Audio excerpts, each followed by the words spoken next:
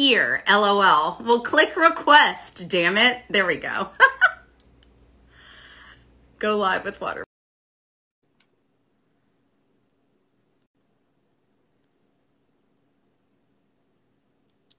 I'm so stupid. Hi. You are fine. How's it going? How you doing? I'm fine. I just got sent this package of like merch, so now I'm wearing my face and my friend's faces on my body. That's badass. My name is TMO. I host the night show on DC 101. And for those just joining, this is Awsten Water Parks. Hi. Is it like Christmas for you, knowing that your album is going to drop tonight? 100%. Like, it's already dropping in other countries, and so I'm just watching people freak out on the internet.com, and everyone's like losing their minds over it. I'm stoked. I'm drinking lemonade out of a glass here. That's how you got to do it. Make it fancy. Yeah. How are you doing? I'm good. Broadcasting from my living room. Ooh, you have a living room. Hold up. Hey, wait. Is your place messy right now, or would you do like no, look. This is my pride and joy. It's a framed Yeahs poster, and in the faces are the waveforms for Cheated Hearts. Whoa, that's crazy. Pretty badass. But you know all about working from home because a lot of this new record was actually done in your apartment. Is that right? Yeah, from where I'm sitting right now, like at this desk, and with this mic right here, and with I'm gonna fall. This guitar right here, like it's very like, I don't know, it's weird. It's like a weird idea to like just pretend some shit hard enough, and now people in like Russia are like hearing what was made up. It's a weird. A lot of it, what you said, was freestyle, and I imagine you're just like trying to go through the motions. You're not in a real studio. You're at home with your friends who are in the band with you, and you're like, all right, I guess we'll just start here. Is that how it kind of worked every day? Yes, and like at one point, I brought my kitchen table like closer, and because I realized like, okay, it's cool to a degree, but it's like, listen, like like there's really tall ceilings, so there's too much echo. So I got a bunch of blankets and like boards and stuff, and I put them around my kitchen table because the table's like pretty tall. It's like this tall. And so I literally was like under the table recording some fucking vocals, like with like a bunch of blankets around it to like keep the noise out. You know what I mean? Like keep the echo out.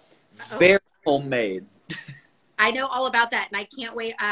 We have been makeshifting in radio. In fact, my friend Palmer has the best makeshift setup where she has a blanket that goes over her head, and it's her cat's scratching posts that hold up the blanket. So no way. We're with you, trying to make audio sound good at home.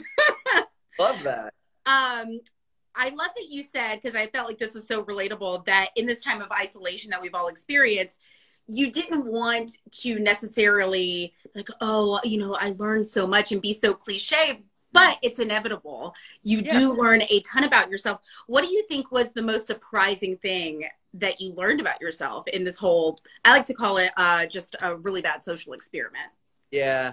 I think I learned most. Oh God, I learned so much. It's like, I learned like. You learned more about producing an album. Oh yeah, no, I definitely did that too. I learned more about that for sure, because I was like, what? If I don't make this album, there's not going to be one for a while because you can't get in studios. But I also learned, like, one, how important it is to go. I already knew this, but like extra important, like getting sunlight is, and going outside, and like just being. I already knew being active was like important, but it was like extra during this time. So like I got a bike. I started playing tennis. I tried to go to the beach more, like, you know what I mean? I'd still have to be, like, away from everybody. If I was, like, 50 feet away from people, I could take my mask off and just be like, sunlight. Oh, my gosh. It's been so important to be able to breathe the fresh air and feel like you're not completely losing your mind. Because your home, which is also your sanctuary, has also felt like a torture device at times when you get in your head. Buying all these fake plants. I have, like, 16 or 17 now. They're like, fake? They still make me feel better though, because here's the thing: if one died, I would feel worse. But no, dude, like they're everywhere, and like I would like surround my desk with them and do lights and shit. It helped, honestly. I love where your head's at. That like it's just like the thought that Yeah, counts. like it's the thing, when I look at them, I'm not like fake. I'm like leaves, you know. You might be like a little bit of a lunatic, but I really love that. It makes sense. I promise you. I learned like I learned how to like navigate my brain a little more too. Like, cause like naturally when you make music and like when you start off and no one's really looking out for you and you're kind of like on your own and stuff, you develop a lot of like weird things. But I kind of like was able to figure out in this time, like even if I don't like something or like if it's rooted in like a jealous kind of thing, or I'm like, oh dang, like I wish we could have like that kind of marketing budget, or oh my god, like they did the idea that I had just on a bigger scale or whatever. Like one thing I learned in this time was like I wouldn't want to trade places with anybody else. You know what I mean? I'm like, I still like what I do best. I still like me best. I still like so I learned a lot of things like that too, like that have made things just better for me and like my mental state in general, you know? Yeah, well, and ultimately that will affect the product that you put out because you are an artist. And so wherever your head's at is going to be what we receive as fans. And so with that, where was your head for most of creating the album? What is there an arching theme? Is this about, you know, self-discovery? Is this about happiness, or what's it going to be about? So where fandom was more of like an external thing, our last album, it was more about like external things. Greatest Hits is very internal, because even if I didn't necessarily mean for it to be this way, like when you're forced to spend a year with yourself inside, like I live alone, like it kind of forces you to like examine things like closer than you normally would. Like you have to live with yourself. And so Greatest Hits, it's so much self-reflection. And that's not to say there's not like things about like outside things here and there, but the primary focus definitely is me. You know what I mean? That's why I like I'm shocked when, or I mean, and the thing is, it always turns out this way, but I'm always shocked when people are like able to relate so much to our songs, because when I'm writing them like strictly just about me, and I'm like it's very me focused. It's like kind of selfish, but I don't know, like they're like, I think things are just more applicable than you think. We're not as unique as we like to give ourselves credit for. I think a lot of times our experiences and our emotions can feel so unique to us, but you are so lucky, and I think that your fans feel lucky also, that in sharing such personal experiences, they realize, and you realize, we're all going through this shit together. Like problems, like you feel like you feel like an alien. You're like, no one's experiencing it like this though. Yeah. And then it just isn't the case. Like, so I think it kind of validates people's experiences as well. You know what I mean? Absolutely. I have always said, I think I try to remind myself when I'm really going through it that I'm not that special. Hey, you're plenty special. You better chill. It's like everybody's going through the same thing, but I think it's just human nature. We all say like, oh my gosh, but you just don't get it. It's like, no, I might. So for those who, I know that your fans are insane, but for anybody who might be hopping on and they've only heard Violet once, maybe twice, give us the story of the song. Okay. By the way, is there something I should retweet to like tell people to come here? I just tagged you in a tweet, which is probably buried at this point. But you can just share that you're on DC 101 Radio Instagram. Okay. Insta Live.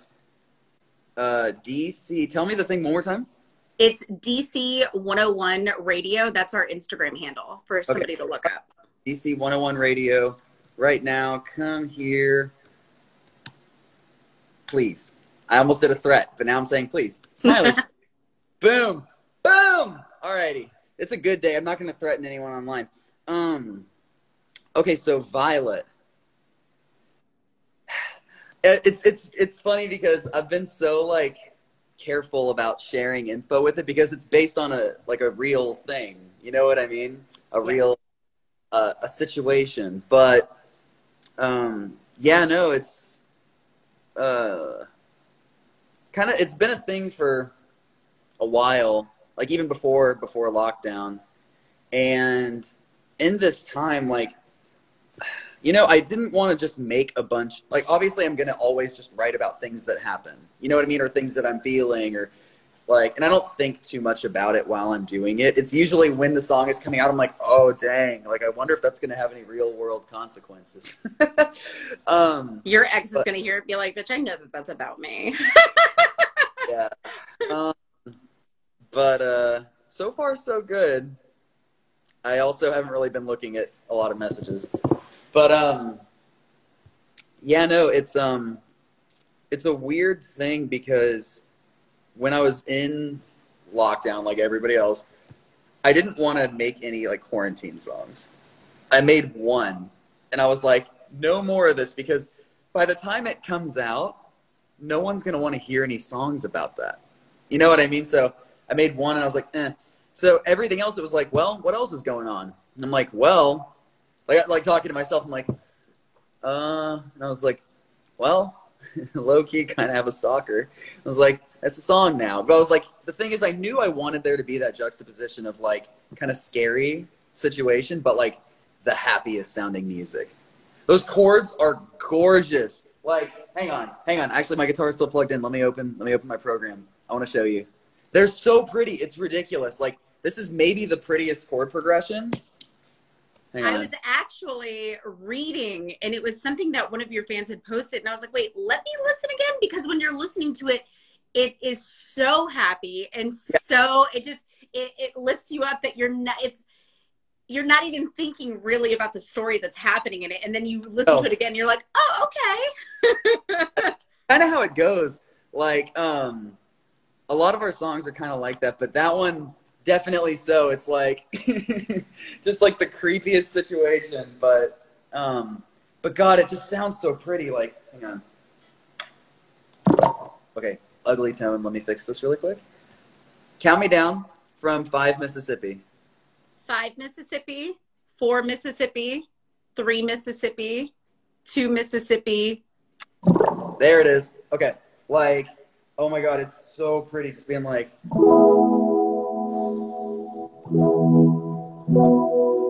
Gorgeous. These are like the prettiest chords in the world, but then this turnaround here.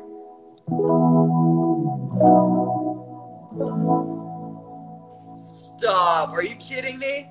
So beautiful. It's almost ethereal. That's how I wanted a lot of the guitars to feel. Like, I either wanted them to feel just so ugly and mean and like crunchy and like go listen to like, well, whenever the album's out here, like Magnetic or Like It or whatever. The guitars are so pitched down and just ugly, just like they sound like noise, like See You in the Future. But then there's stuff like Secret Life of Me or this song where it's just like the, well, I mean, it's got a different effect. We'll find that later. Like, you know what I mean? It's just got to sound like angels.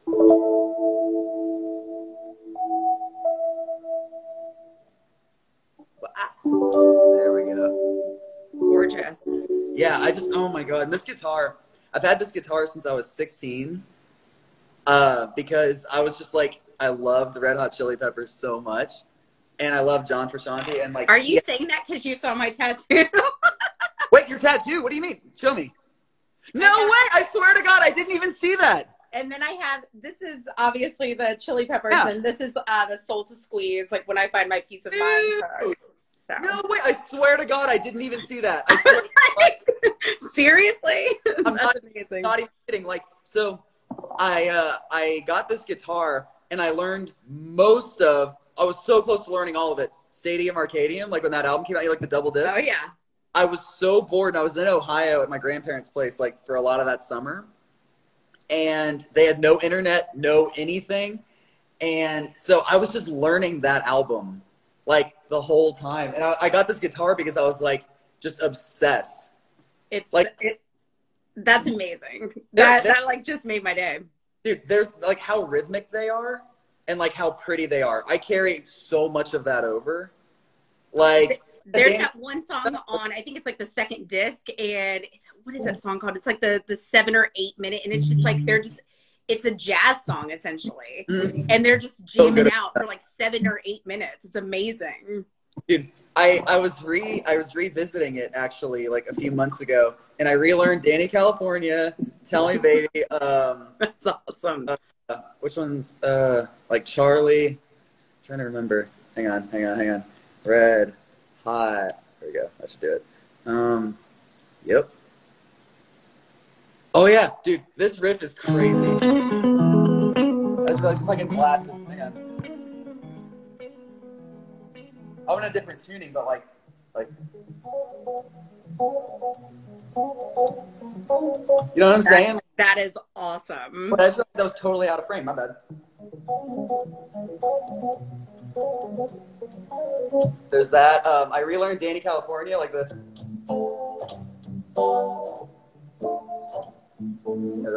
This is the best interview ever. Yeah, I'll just play you Red Hot Chili Peppers shit. Like, I'm really, really excited to hear the whole album that you guys are dropping. Greatest Hits comes out tonight. Was Snow Globe on this album that you were talking about? Was the total like freestyle that you did? Yeah. I mean, that's insane creativity. You're at home in a pandemic. You're not in a studio. And when a lot of people are feeling defeated, you're like, you know what? Let's just pick it up and do what I know how to do. And you ended up creating a 17-song album. Yeah. How many did you start out with if you ended up with 17? You ready? Actually, you know what? I want you to guess. Don't look at the chat. I want you to guess. 320. Oh, Jesus Christ. Go way down. Never mind. Oh, boy. It was 108. 108? That's enough. I'm going off of, I was talking to Dan Reynolds, and he said he had 300 songs for this last album. I was like, all right. Okay. Nope. Seems like a little bit of an overachiever. I thought I was. You are. 108 songs is a lot.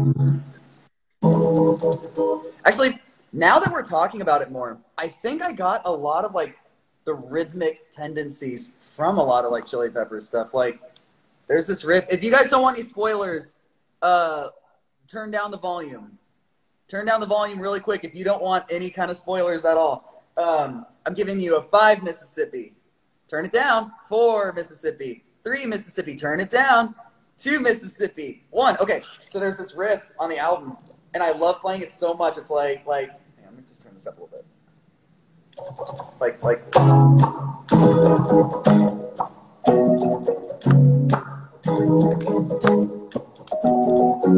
And that feels very Red Hot Chili Peppers. It does. It's amazing. Okay, it's safe now. You can turn up the volume. Turn it back up. You're good. So if you have one thing that you want to leave this conversation with to let everybody know what they can expect tonight, what your hopes are, what is it? Just go for it. I say go into it with no expectations. Don't hope for anything because you're not going to get it. Don't wait for things. I think the best thing you can do with this album is not wait for something to happen and just let the art be an experience for you. Don't go into it looking for anything. Just let it happen at you. And I think that's the way you're going to enjoy it the most because it's definitely different than other things that we've done. So it's amazing. Well, thank you, Awsten, so much for taking the time. Done already? All right. I mean, I don't want to keep you here all afternoon. No, this is my last interview for the day. I'm good to chill. What do you want to talk about? You're like, let's play some Chili Peppers and go over the whole album. I am actually going to make sure that we have the song ready to play, and I am going to play it tonight. Oh, you are? Here in DC. So that is the number one thing I need to make sure of right now because They do not give me access to putting music in because otherwise DJs would just go ape shit with everything. So Yeah. I am going to make sure that I get Violet on this evening, and I will tweet you when it is about to play so that way you can let everybody know. Amazing. And then I will retweet that and I will say, it's here. So shout out Violet Riff. Oh yeah. Ah! Big time. Amazing. That song feels nice. I love it. Well, Awsten, congratulations. Greatest hits out Thank tonight. you. Yes. Anybody who wants to look up Awsten, you're going to look up water parks if you don't already know, and then stay tuned tonight to DC 101 where I play the banger, Violet. Play the hit. Let's go. And if I disappear, it was that person for sure. Let's go. They might be on this chat. Who knows? Yep. Thank you, Awsten. Thank you very much for having me. All right, bye. Later.